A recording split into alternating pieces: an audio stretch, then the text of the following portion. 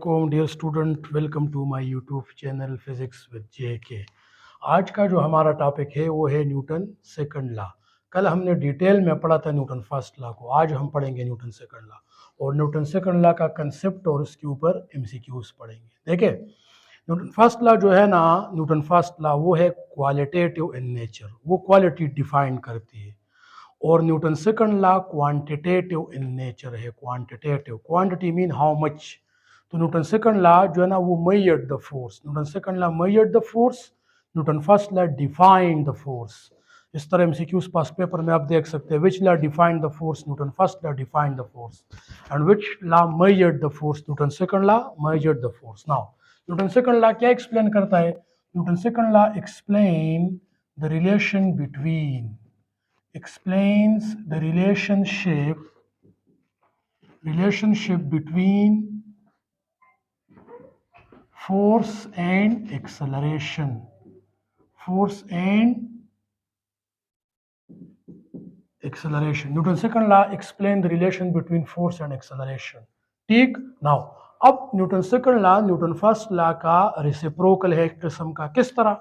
हम Newton first law में कहते हैं कि जब बॉडी के ऊपर नेट फोर्स जीरो हो तब बॉडी में एक्सेलरेशन नहीं होगी, मतलब वेलोसिटी में चेंज नहीं आएगा। अब हम पढ़ते हैं कि जब बॉडी के ऊपर नेट फोर्स नॉन जीरो हो, बॉडी के ऊपर फोर्स हो, तब बॉडी में एक्सेलरेशन प्रोड्यूस होगी।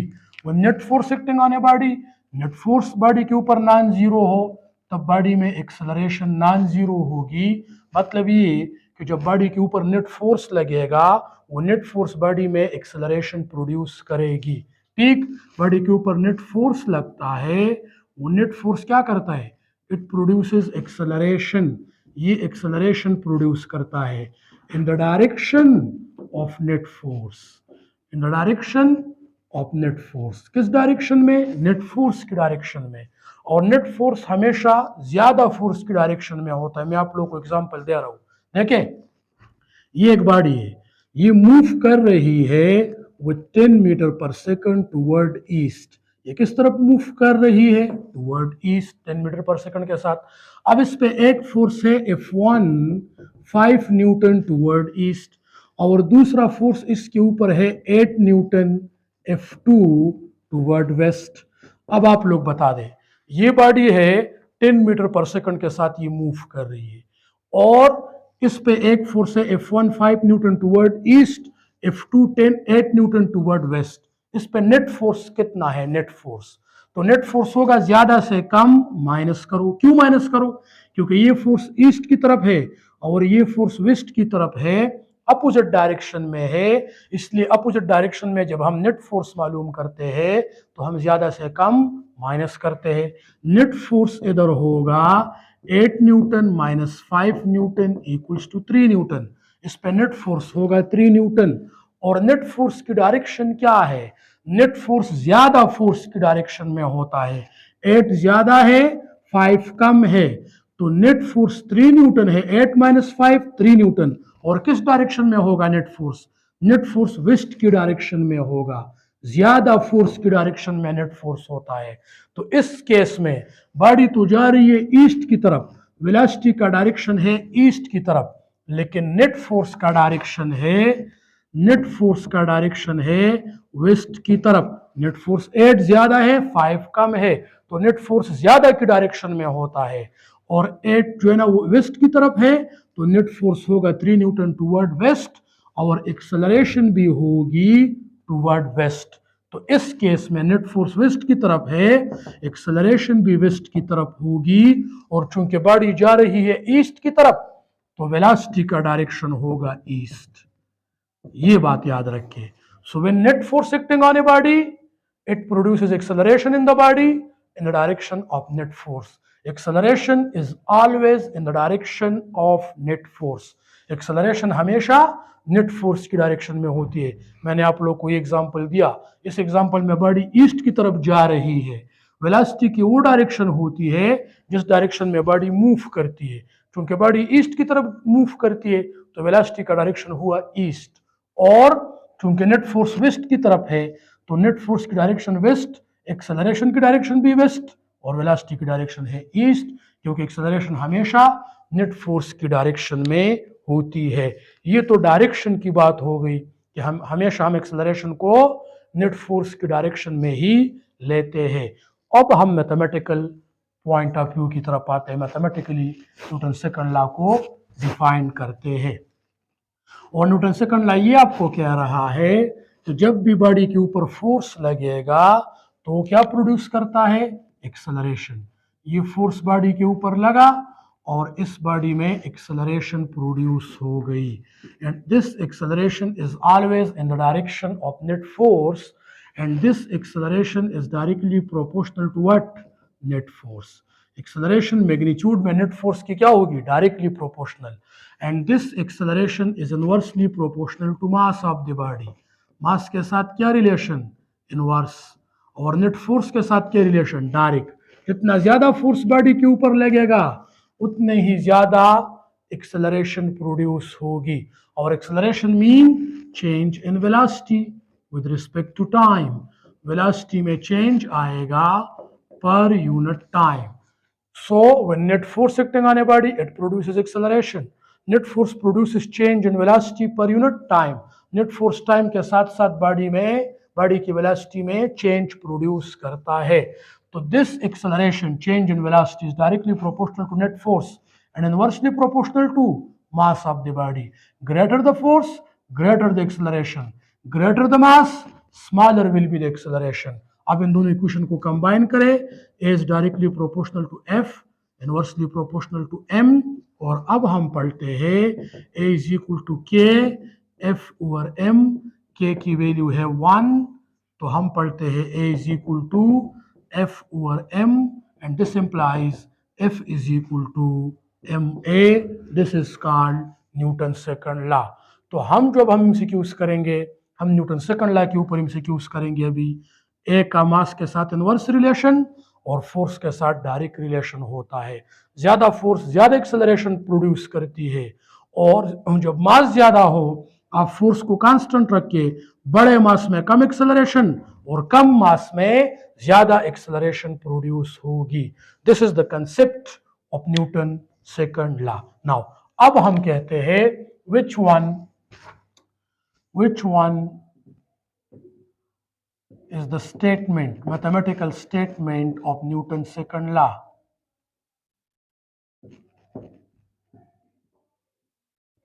Which one is the mathematical statement of Newton's second law? तो न्यूटन सेकंड लॉ का जो मैथमेटिकल स्टेटमेंट है वो कौन सा है? A is equal to F over M, या हम कहते हैं A1 by A2 is equal to M2 by M1, और C में हम कहते हैं F is equal to MA, और D में कहते हैं all of these. Which one is the statement of Newton's second law? A is equal to F over M, बिल्कुल ठीक। F is equal to MA से ही तो ये बना है। F is equal to MA, A is equal to F over M। और देखें acceleration का मास के साथ क्या रिलेशन है, इनवर्स। तो A1 by A2, M2 by M1, ये इनवर्स रिलेशन को शो करता है। A1 by A2, M2 by M1, inverse relation है कि नहीं? F is equal to MA, A is equal to F over M। All of these are the statements of Newton's second law। ये सारे Newton second law के statements है। ये भी Newton second law, ये भी न्यूटन सेकंड लॉ, ये भी न्यूटन सेकंड लॉ, ये भी न्यूटन सेकंड लॉ। नाउ आगे पढ़ते हैं, इसके ऊपर और एमसीक्यूज करते हैं। एक तो डायरेक्शन की अगर हम बात करें, acceleration is always in the direction of net force. देखिए अगर इसके ऊपर हम एमसीक्यूज करें, a ball is thrown vertically upwards. A ball is thrown vertically upward while the ball is rising. Then the direction of velocity and direction of acceleration of the ball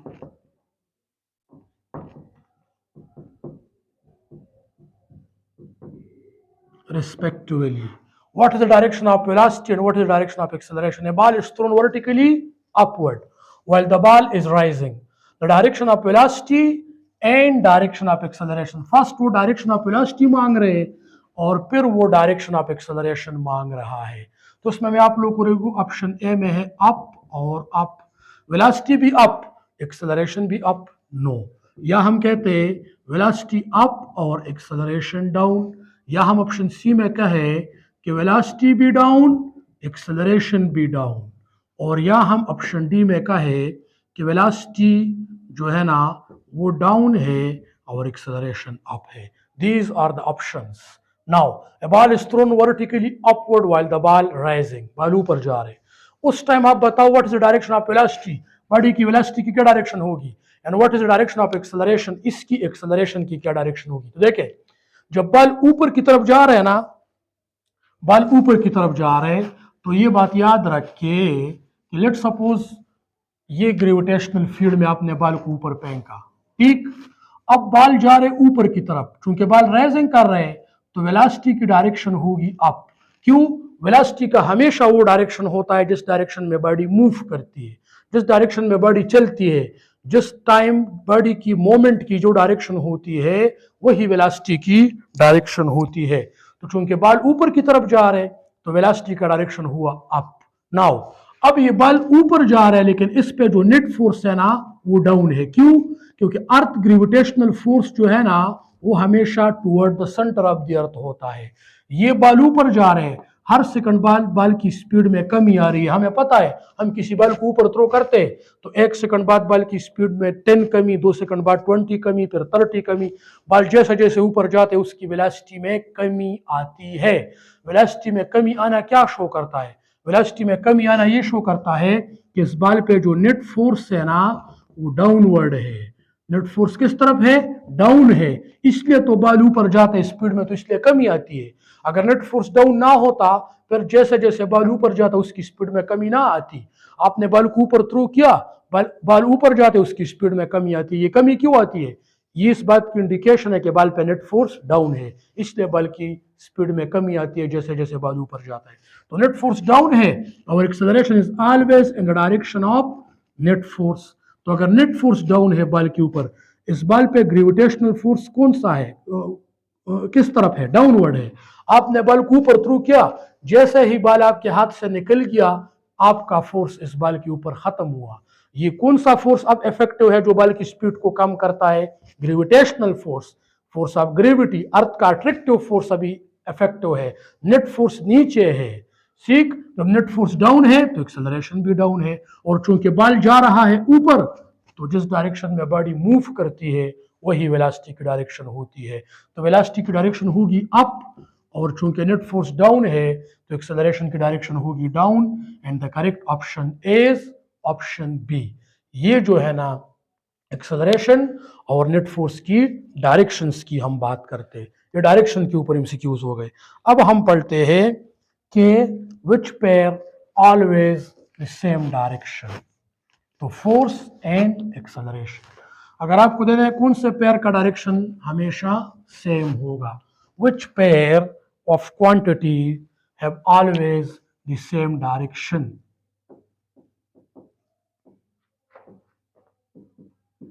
Which pair have always the same direction? तो हम कहते हैं acceleration और velocity, हम कहते हैं acceleration और momentum, हम कहते हैं नेट फोर्स और एक्सेलरेशन, और हम कहते हैं ऑल ऑफ दीज। तो कौन सा ऑप्शन ठीक है? Which pair have always the same direction? Acceleration and velocity. ये बात जरूरी नहीं है, इससे पहले एमसीक्यूज में हमने करवाया, इससे पहले एमसीक्यू में कि बॉडी ऊपर जा रही है तो वेलोसिटी का डायरेक्शन ऊपर, और चूंकि नेट फोर्स बॉडी के ऊपर नीचे है तो एक्सेलरेशन नीचे। तो ये बात जरूरी नहीं है कि एक्सेलरेशन और वेलोसिटी सेम डायरेक्शन में हो हमेशा, कभी कभी ये सेम डायरेक्शन में भी होती है लेकिन ये जरूरी नहीं है। और हम क्या कहते हैं? Which pair have always same direction, always का वर्ड है, मस्ट हैव सेम डायरेक्शन। ये भी जरूरी नहीं है लेकिन ये बात बिल्कुल जरूरी है कि नेट फोर्स और एक्सेलरेशन की डायरेक्शन हमेशा सेम हो। एक्सेलरेशन हमेशा हमेशा नेट फोर्स की डायरेक्शन में ही होती है। तो ये जो है ना ये डायरेक्शन की बात हो गई न्यूटन सेकंड लॉ में कि which pair have always same direction, acceleration and net force have always same direction. Now अब हम पढ़ते हैं इसके बाद मैथमेटिकल एमसीक्यूज इसके ऊपर पढ़ते हैं। देखिए हम कहते हैं ना to bodies of their masses ratio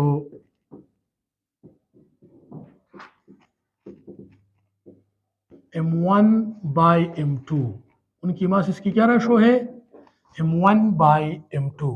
two bodies have their masses ratio m1 by m2, ठीक। एक्टेड बाय कांस्टेंट फोर्स, इसके ऊपर कांस्टेंट फोर्स लग रहा है। The ratio of their acceleration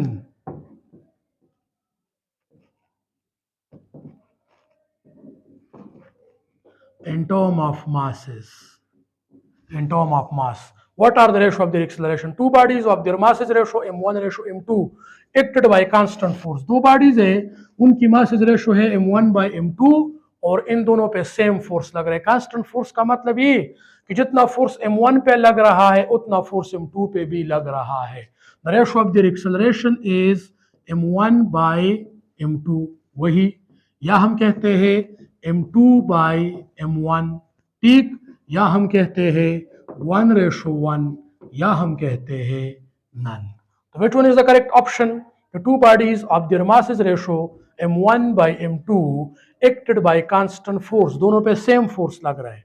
The ratio of their acceleration, तो acceleration is always inversely proportional to mass।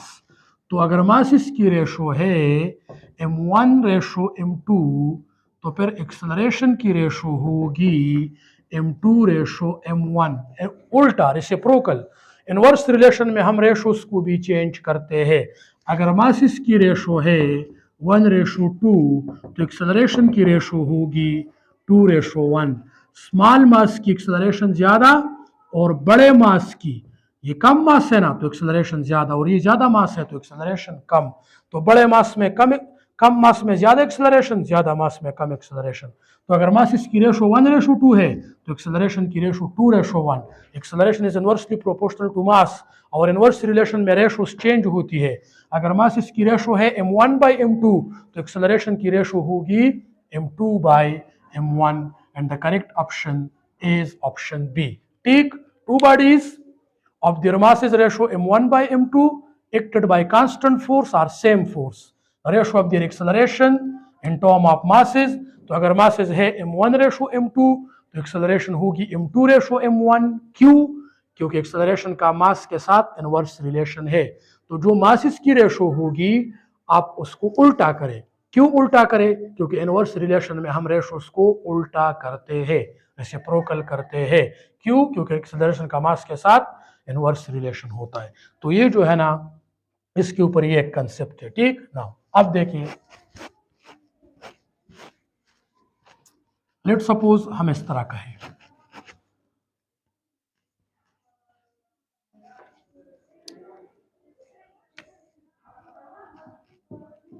a force F produces the acceleration of 1.2 meter per second square in a body of mass 0.8 kg. The same force F will produces how much acceleration in the body of mass 2.4 kg। अब ये जो है ना mathematical MCQs इसके ऊपर हुआ। देखिए a force F produces the acceleration of 1.2 meter per second square in a body of mass 0.8 kg। Now the same force को हमने सेम रखा, पहले भी F फोर्स लग रहा था, अभी भी F फोर्स लग रहा है। the same force F will produces how much acceleration in the body of mass 2.4 kg. तो अब देखें, अब पहले भी बॉडी के ऊपर F फोर्स था, बाद में भी F फोर्स है, लेकिन पहले मास जो है ना कम था तो एक्सेलरेशन इतनी प्रोड्यूस हो रही थी। अब जो है ना मास जो है ना वो ज्यादा हुआ, अब कितनी एक्सेलरेशन प्रोड्यूस होगी? पहले इतने मास में इतनी एक्सेलरेशन प्रोड्यूस हो रही थी, अब इतने मास में कितनी एक्सेलरेशन प्रोड्यूस होगी? इसके लिए फार्मूला होगा A1 by A2 equals to M2 by M1, inverse relation. या आप इस तरह भी कह सकते हैं A2 by A1 equals to M1 by M2, inverse relation. अब आपको डेटा गिवन है, डेटा आपको ये गिवन है, पहले डेटा आप गिवन निकालें। आपको डेटा ये गिवन है कि आपके पास A1 है 1.2, ठीक, और M1 आपके पास है 0.8 और आपके पास M2 है 2.4 और आपने A2 मालूम करना है। ये क्वेश्चन है। A1 है 1.2, M1 है 0.8, M2 है 2.4, A2 मालूम करना है। तो इधर से आप A2 किस तरह मालूम करेंगे? A2 के लिए फार्मूला हो जाएगा ये A2, ये A1 इधर कर ले, M1 by M2 multiply A1, ये फार्मूला हुआ A2 के लिए। आपने A2 मालूम करना है ना, तो M1 बाई M2, ये A1 इधर भी मल्टीप्लाई करे, इधर भी मल्टीप्लाई करे, इधर भी A1 से मल्टीप्लाई करे, इधर भी A1 से मल्टीप्लाई करे, इधर A1 कैंसिल और इधर A2 हो जाएगा M1 बाई M2 जो है ना डिवाइडेड मल्टीप्लाई A1। इस तरह आप इसको सॉल्व कर सकते हैं। तो अब इसमें पुटिंग करें, you will get the answer. किस तरह? देखिए A2 आप किस तरह मालूम करेंगे?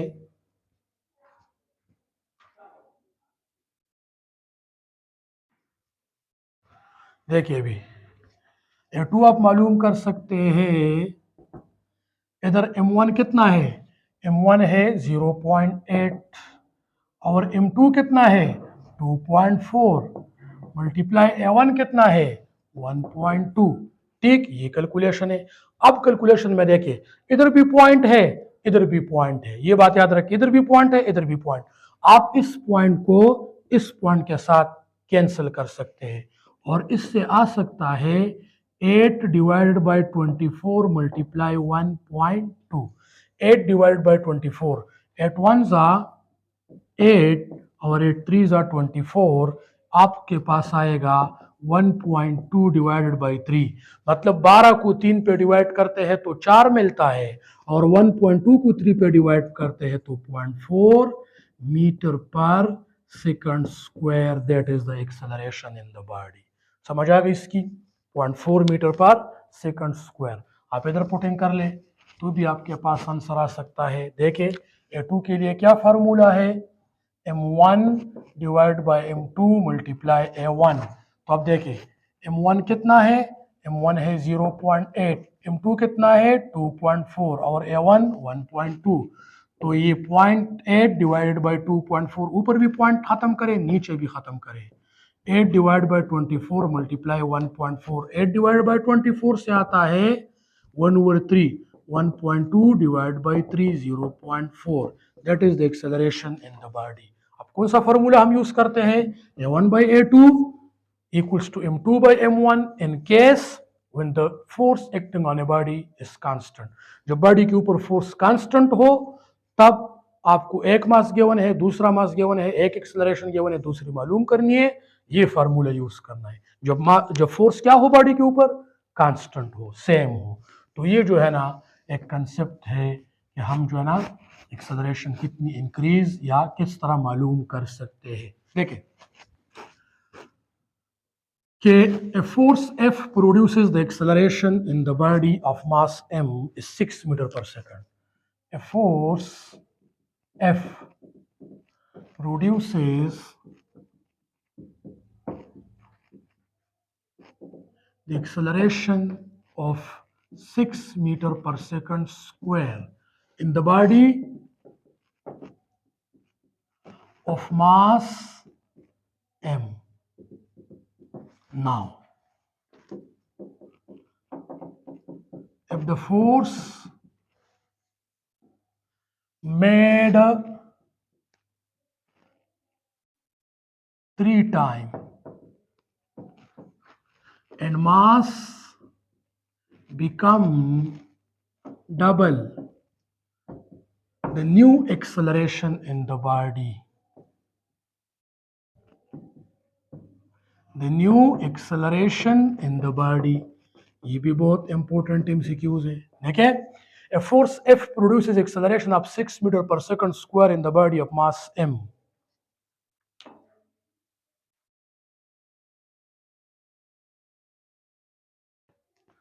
A force F produces the acceleration of 6 meter per second square in the body of mass M. Now if the force made 3 times, क्या मतलब फोर्स को 3 times ज्यादा करो and the mass become double, और मास को डबल करो, so the new acceleration will be what? तो new acceleration हो जाएगी 12 मीटर पर सेकंड स्क्वायर या 9 मीटर पर सेकंड स्क्वायर या 16 मीटर पर सेकंड स्क्वायर या 4 मीटर पर सेकंड स्क्वायर. ये है आपके ऑप्शंस. ठीक. A force F produces the acceleration of 6 meter per second square in the body of mass M.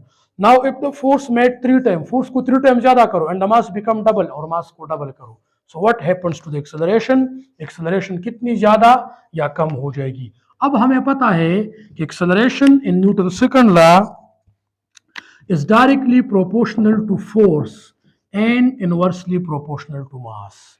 This is the concept. Acceleration is directly proportional to force, inversely proportional to mass. Now अब आप देखिए, अगर मैं force को 3 times ज्यादा करूं और मास को 2 टाइम्स ज्यादा करूं, तो एक्सेलरेशन का फोर्स के साथ क्या रिलेशन है? डायरेक्ट. एक्सेलरेशन का फोर्स के साथ क्या रिलेशन है? डायरेक्ट. और मास के साथ इनवर्स. तो अगर मैंने फोर्स को 3 टाइम बढ़ाया तो acceleration is directly proportional to force. Acceleration का फोर्स के साथ डायरेक्ट रिलेशन है. मैंने एक्सेलरेशन को फोर्स को 3 टाइम बढ़ाया तो एक्सेलरेशन 3 टाइम बढ़ जाएगी. और एक्सेलरेशन का मास के साथ क्या रिलेशन है? इनवर्स. मास डबल करने से एक्सेलरेशन हाफ होती है. इनवर्स रिलेशन का क्या मतलब कि ये ज्यादा करोगे ये कम होगा, ये डबल करोगे ये हाफ होगा, ये हाफ करोगे ये डबल होगा. तो अगर मैंने मास को डबल किया, 2 टाइम बढ़ाया, तो एक्सेलरेशन 2 टाइम कम हो जाएगी. मास को डबल किया, एक्सेलरेशन 2 टाइम कम. फोर्स को ट्रिपल किया, एक्सेलरेशन 3 टाइम ज्यादा. अब न्यू एक्सेलरेशन क्या होगी? तो आपके पास आ जाएगी 3a divided by 2. 3a divided by 2. क्यों 3a डिवाइडेड बाय 2? क्योंकि आपने फोर्स को 3 टाइम बढ़ाया, एक्सेलरेशन उसकी वजह से 3 टाइम बढ़ गई. आपने मास को 2 टाइम बढ़ाया, उसकी वजह से एक्सेलरेशन 2 टाइम कम हो गई. तो न्यू आंसर है 3a डिवाइडेड बाय 2. और 3a डिवाइडेड बाय 2 को हम किस तरह सॉल्व करते हैं? 3a डिवाइडेड बाय 2 को हम सॉल्व करते हैं कि न्यू एक्सेलरेशन हो गई 3a divided by 2 a dash. तो 3 और पहले एक्सेलरेशन क्या थी? पहले वो थी 6 मीटर पर सेकंड स्क्वायर. पहले तो एक्सेलरेशन थी तो 3 और ये हो गई 6 divided by 2. 3 6 18 divided by 2. New acceleration हो गई 9 मीटर पर second square. That is the new acceleration. Option B is the correct option. समझ आ गई इसकी? इस क्वेश्चन की समझ आ गई? ये आप पास पेपर में देख सकते हैं. डिफरेंट जो है ना कम्पिटेटिव एग्जाम में जो है ना FSC लेवल पे आप इस MCQs को देख सकते हैं. तो इसलिए जब आपको ये बता दे कि force F produces the acceleration of 6 metre पर second square in the body of mass M. Now if the force made 3 time, force को 3 टाइम ज्यादा करो और मास को डबल करो, फिर एक्सेलरेशन कितनी होगी? तो आप न्यूटन सेकंड लॉ को यूज करके इस कंसेप्ट को निकाल सकते हैं. As directly proportional to F, inversely proportional to M. तो अगर आपने फोर्स को 3 टाइम बढ़ाया तो एक्सेलरेशन 3 टाइम बढ़ गई.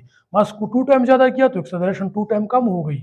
और a डैश बराबर हो जाएगी, न्यू एक्सेलरेशन बराबर हो जाएगी 3a बाई 2. तो a dash is equal to 3a by 2.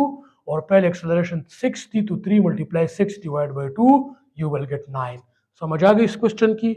अब हम पढ़ते हैं इसके ऊपर एक और क्वेश्चन और इसके फर्दर कंसेप्ट को डिटेल में पढ़ते हैं. ये है न्यूटन सेकंड लॉ की कंसेप्ट्स जो है ना, वो हम जो है ना आप लोगों को कोशिश करते हैं कि सारे कंसेप्ट्स जो न्यूटन सेकंड लॉ के हैं वो इस लेक्चर में हो जाए. अब देखिए, लेट्स सपोज हम जो है ना इसके ऊपर एक MCQs इस तरह करते हैं कि हाउ मच फोर्स, इसके लिए एक और ट्रिक है, मैं आप लोगों को एक्सप्लेन करूं। How much force is required, how much force is required to move a stationary object of mass 2 kg with 20 meter per second in 4 seconds. देखिए इधर, how much force is required to move a stationary object of mass 2 kg with 20 metre पर second and 4 second. अब how much force is required, हमने क्या मालूम करना है? How much force, कितना फोर्स चाहिए, how much force is required, how much force is required, force मालूम करना है। अब मास ऑफ द बॉडी तो है 2 kg, और क्या मालूम करना है? फोर्स। अब फोर्स मैं मालूम करूंगा किस फार्मूले से? फोर्स में मालूम करूंगा F is equal to ma से। अब हमारे पास मास तो है और फोर्स मालूम करना है, लेकिन हमारे पास एक्सेलरेशन नहीं है। इसके लिए मैं क्या करूंगा? इसके लिए मैं ये करूंगा कि पहले मैं फर्स्ट इक्वेशन ऑफ मोशन से एक्सेलरेशन मालूम करूं। Vf is equal to Vi plus at, इसको इस साइड पे कर ले, Vf minus Vi divide by t is equal to a। देखिए इसको इस साइड पे कर ले तो Vf माइनस Vi हुआ इज इक्वल टू at, इस तरह बना। इसको भी t से डिवाइड करें, इसको भी t से डिवाइड करें, ये कैंसिल, और a is equal to Vf minus Vi divided by t। इधर से आप एक्सेलरेशन मालूम करें और फिर आप इधर एक्सेलरेशन की वैल्यू पुट करें, यू विल गेट फोर्स। तो a के लिए फार्मूला हुआ Vf minus Vi divided by t। अब इस क्वेश्चन में देखें, how much force is required to move a stationary object. Stationary object किसे कहते हैं? जिसकी इनिशियल वेलोसिटी 0 मीटर पर सेकंड होती है। स्टेशनरी ऑब्जेक्ट उस ऑब्जेक्ट को कहते हैं जिसकी इनिशियल वेलोसिटी 0 मीटर पर सेकंड होती है। इनिशियल वेलोसिटी तो 0 मीटर पर सेकंड हो गई, और ये क्या है? 20 मीटर पर सेकंड के साथ इसको मूव करना है, ये फाइनल वेलोसिटी हो गई। और ये क्या है? ये है टाइम। तो देखिए एक्सेलरेशन आ गई Vf minus Va divide by T. Final velocity क्या है? 20 मीटर पर सेकंड। इनिशियल वेलोसिटी 0 मीटर पर सेकंड, क्योंकि आपने बॉडी को रेस्ट से स्टार्ट करना है। कितने टाइम में? 4 सेकंड में। 20 माइनस 0 20, 20 डिवाइड बाई 4 5 मीटर पर सेकंड स्क्वायर। ये हमारे पास आ गई एक्सेलरेशन। तो हमने फर्स्ट इक्वेशन ऑफ मोशन को यूज करके एक्सेलरेशन निकाला और फिर न्यूटन सेकंड लॉ में पुट करके हमें फोर्स मिला। तो F is equal to ma, mass है 2 kg और एक्सेलरेशन है 5 मीटर पर सेकंड स्क्वायर, तो फोर्स हुआ 10 Newton. This is the required force, this is the required force 10 Newton. समझ आ गई? तो ये जो मैं आप लोगों को लॉजिक डिस्कस करने जा रहा था वो ये था कि आपको जब भी न्यूटन सेकंड लॉ के ऊपर एमसीक्यूज आएगा, ईटा में आएगा, एनएमडीकेट में आएगा, जो है ना नम्स में आएगा, नस्ट में आएगा, जीआईके में आएगा, डिफरेंट आप कॉम्पिटिटिव एग्जाम देते हैं, तो उसमें वो लोग अक्सर ये लॉजिक यूज करते हैं कि आपका final formula F is equal to ma ही होता है, लेकिन आपको एक्सेलरेशन नहीं गिवन होती। आप एक्सेलरेशन को निकालने के लिए कोई दूसरा फार्मूला यूज करते, मतलब या आप second equation of motion use करते, या first equation of motion use करते, या आप third equation of motion use करते। उधर से आप एक्सेलरेशन निकालते हैं और फिर इधर पुट करके आपको फोर्स की वैल्यू मिल जाती है। तो ये बहुत इंपॉर्टेंट कंसेप्ट है कि आपको इसमें एक की डिफिशियंसी होगी। इधर F is equal to ma से मैं फोर्स निकाल सकता हूँ, लेकिन मुझे a नहीं गिवन थी, तो मैंने a किधर से निकाला? फर्स्ट इक्वेशन ऑफ मोशन से, और फिर F is equal to ma में पुट करके मुझे फोर्स की वैल्यू मिल ही गई। समझ आ गई इसकी? ये कंसेप्ट बहुत इंपॉर्टेंट है। नाउ अब अगर मैं आप लोगों को ये कहूँ कि 10 Newton force acting on a body of weight 10 Newton, then how much acceleration produces in this object? ठीक, सर जी सुन रहे हो शो? हाँ, a 10 Newton force acts on a body of weight 10 newton. एक बॉडी का वेट 10 न्यूटन है। What is the weight? ठीक है ना, बॉडी का वेट है 10 newton, 10 Newton force act on a body of weight 10 newton, the acceleration produces in the body, इस body में कितनी एक्सेलरेशन प्रोड्यूस होगी। A 10 Newton force act on a body of weight 10 Newton. How much acceleration produces in this body? Now, अब इसमें ये concept है कि मैं न्यूटन सेकंड लॉ को ही यूज करके एक्सेलरेशन निकालूंगा।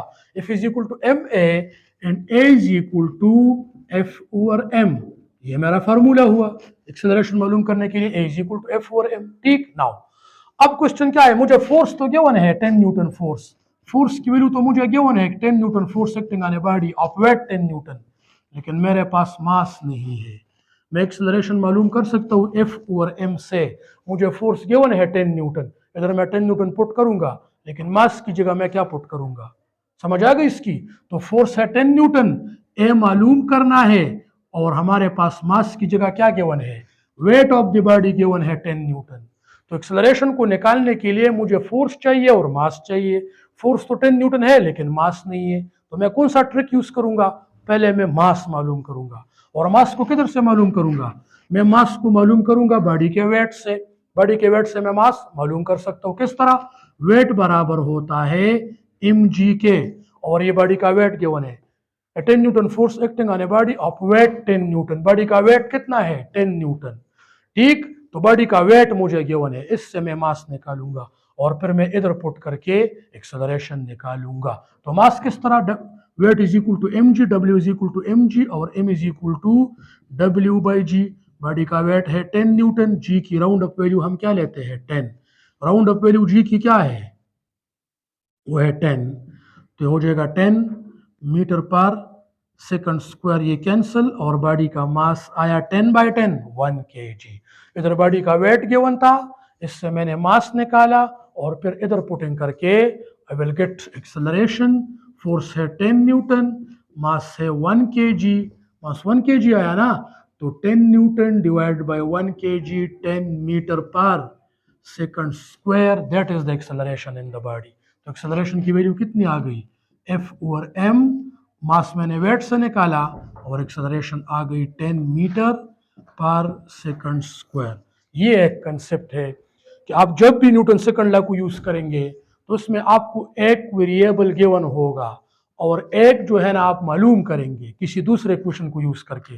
फॉर एग्जांपल मैंने कहा ना 10 Newton force act on a body of weight 10 newton, the acceleration produces in the body, तो मुझे वेट गिवन था, बॉडी का वेट 10 न्यूटन था, इधर वेट से मैंने मास निकाला, और फिर ए मालूम करने के लिए एफ ओवर एम, फोर्स पर यूनिट मास, फोर्स था 10 न्यूटन, मास 1 आया, 10 बाई 1 10 मीटर पर सेकंड स्क्वायर। ये है concept, how to find the acceleration when the net force जो है ना आपको गिवन हो। इसी फार्मूले से आपने मास निकाला और आपको मिला एक्सेलरेशन। नाउ अब इसके ऊपर आते हैं कि हम कहते हैं ना a constant force acting on a body. देखिए जरा, एक्सेलरेशन और फोर्स का डायरेक्ट रिलेशन है, acceleration force constant, acceleration constant, force zero, acceleration zero. Now अब देखें, हम कहते हैं ना कि the speed of the particle increases uniformly if, इस तरह लिखे, if the speed of the particle increases uniformly then the net force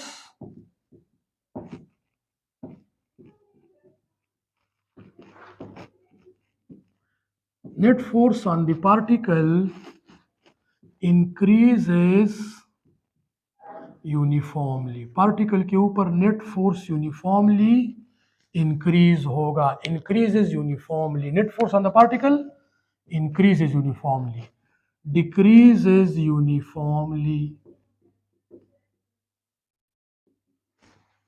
net force on the particle decreases uniformly. और हम कहते हैं net force on the particle uniform, body के ऊपर net force uniform or constant, और the net force on the particle is zero.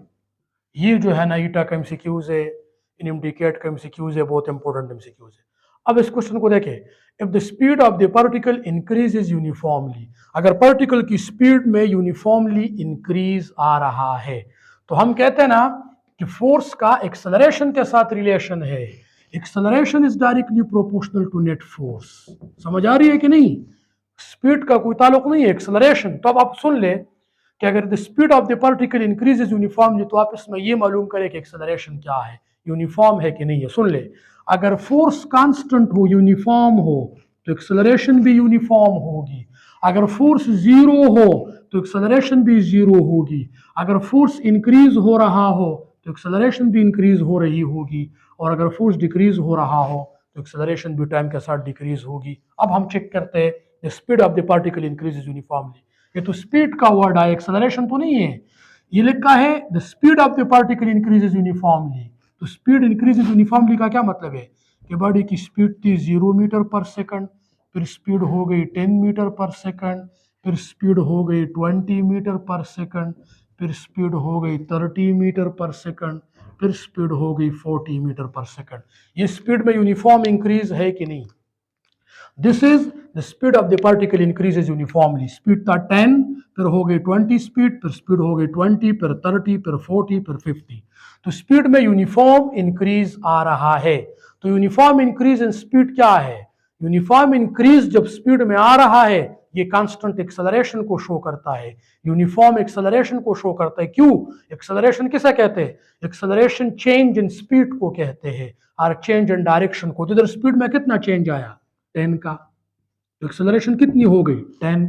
फिर speed में कितना चेंज आया? स्पीड 10 से 20 हुआ, कितना चेंज आया? 10 का।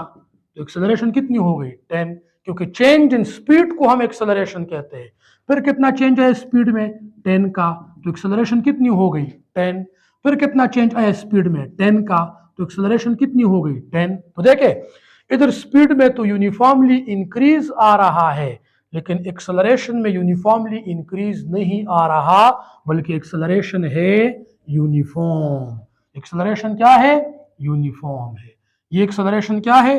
This acceleration is uniform. ये एक्सेलरेशन है यूनिफॉर्म। क्यों? क्योंकि हर सेकंड में इक्वल इक्वल चेंज आ रहे, और जब इक्वल इक्वल चेंज आ रहा हो, स्पीड को देखे 0 मीटर पर सेकंड, 10, 20, 30, तो the speed of the particle increases uniformly. Particle की स्पीड में यूनिफॉर्म इक्वल इक्वल इंक्रीज आ रहा है। Uniform increase, equal equal increase. तो देखे, स्पीड 0 था, फिर 10, फिर 20, फिर 30, फिर 40, इक्वल इक्वल चेंज स्पीड में आ रहे हैं। और स्पीड में चेंज का नाम क्या है? एक्सेलरेशन। तो अगर एक स्पीड में इक्वल इक्वल इंक्रीज आ रहे हैं तो एक्सेलरेशन है इक्वल इक्वल कांस्टेंट। और जब एक्सेलरेशन कांस्टेंट होगी तो बॉडी के ऊपर फोर्स कांस्टेंट होगा। Constant force or uniform force produces constant acceleration, and constant force produces constant increase in the speed. So the correct option is option C. The force on the particle is constant, uniform.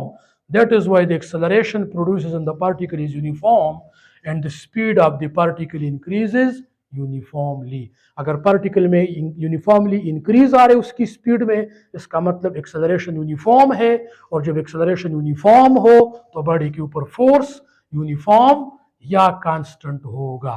इस concept की उम्मीद है आपको समझ आई होगी। समझ आ गई इस कंसेप्ट की?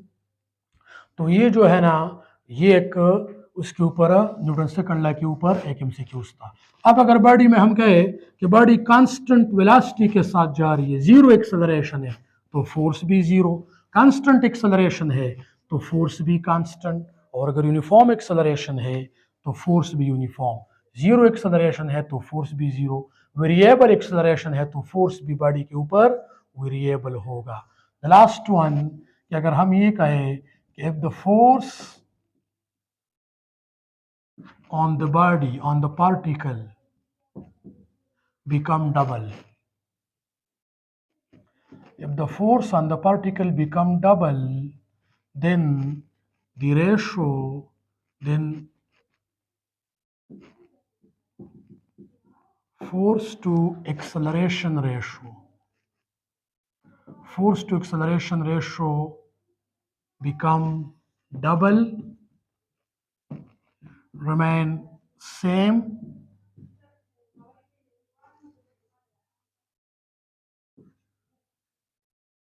become half or none of these. देखिए, if the force on the particle become double, then force to acceleration ratio become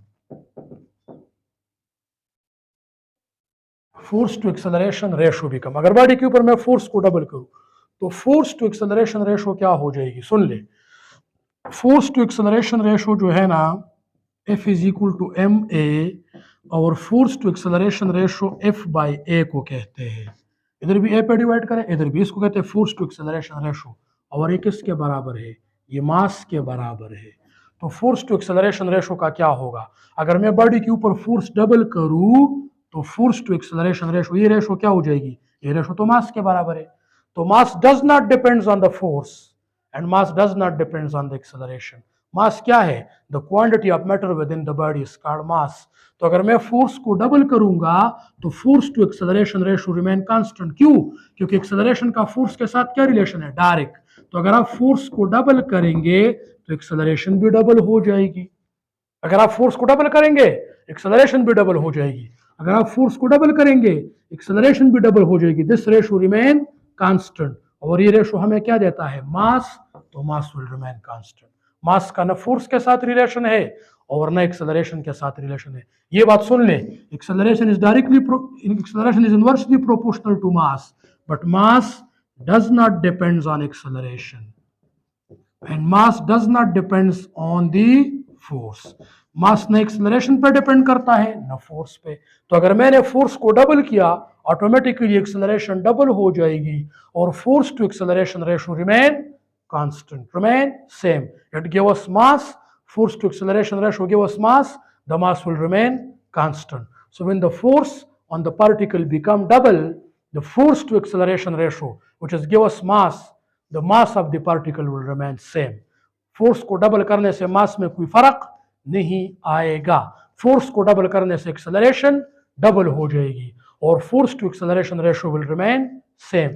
So when the force on the particle become double, force to acceleration ratio becomes same, because when we double the force, acceleration automatically become double, and the force to acceleration ratio remains same, that is mass of the particle will remain same. उम्मीद है आपको इस lecture की बखूबी जो है ना समझ आई होगी। इंशाल्लाह नेक्स्ट लेक्चर के साथ फिर हाजिर होंगे। Thank you very much.